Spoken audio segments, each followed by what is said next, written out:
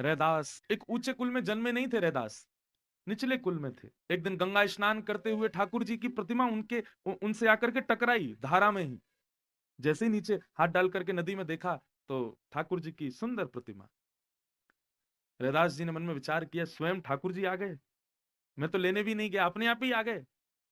अपने घर ले आए, उनकी सेवा करने लगे। मैं अपनी कथाओं में सुनाया करता हूं रैदास जी की सेवा कैसी थी। विप्र कुल में नहीं थे, वो क्षत्रिय कुल में नहीं थे, वैश्य कुल में भी नहीं थे, लेकिन उनकी सेवा ऐसी थी कि श्री रैदास जी ने अपनी कुटिया में ही अलग अलग कागजों पर धामों के नाम लिखे थे, तीर्थों के नाम लिखे थे। क्यों? क्योंकि रैदास पर जब ठाकुर जी नहीं थे तब वो तीर्थों में भ्रमण करते रहते थे, लेकिन अब ठाकुर जी आ गए तो तीर्थ नहीं जा पाते थे। क्यों? ठाकुर जी की भोजन की व्यवस्था करो, ले जाने की लाने की व्यवस्था, उस समय साधन इतने होते नहीं थे, तो क्या करें, तो अपनी कुटिया में ही अलग अलग तीर्थों के नाम लिख करके पर्चियां टांग दी और ठाकुर जी का श्रृंगार करते और कहते ठाकुर जी बताओ आज कहाँ घुमाने ले चलूं आपको। अच्छा, अयोध्या जाना है, चलो। ठाकुर जी की चौकी उठाते और जहां अयोध्या लिखा था वहीं नीचे धर देते।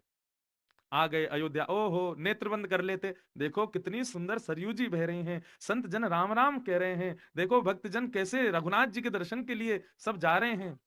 लालू जी हम और आप भी देखो, चलो राघव के दर्शन करेंगे। अयोध्या घुमाए, दूसरे दिन श्रृंगार किया।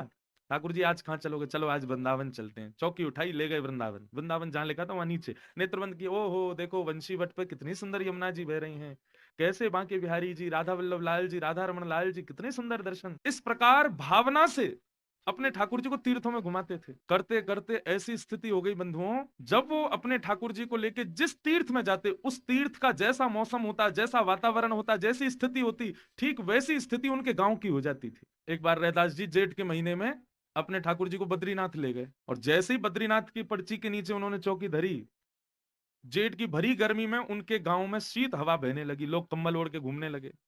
बोले भैया इतनी सर्दी क्यों हो रही है? तब किसी ने बताया, बोले अरे रैदास अपने ठाकुर जी को बद्रीनाथ ले गया है, इसलिए सर्दी पड़ रही है।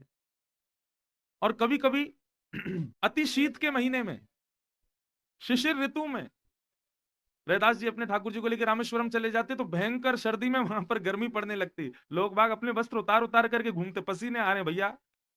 कहा भैया? बोले आज आज रैदास अपने ठाकुर जी को लेकर रामेश्वरम गया है, जबकि वो कहीं जाते नहीं थे, केवल अपने ठाकुर जी की भावना से कुटिया में ही उस तीर्थ को प्रकट करते थे। कैसी भक्ति रैदास की।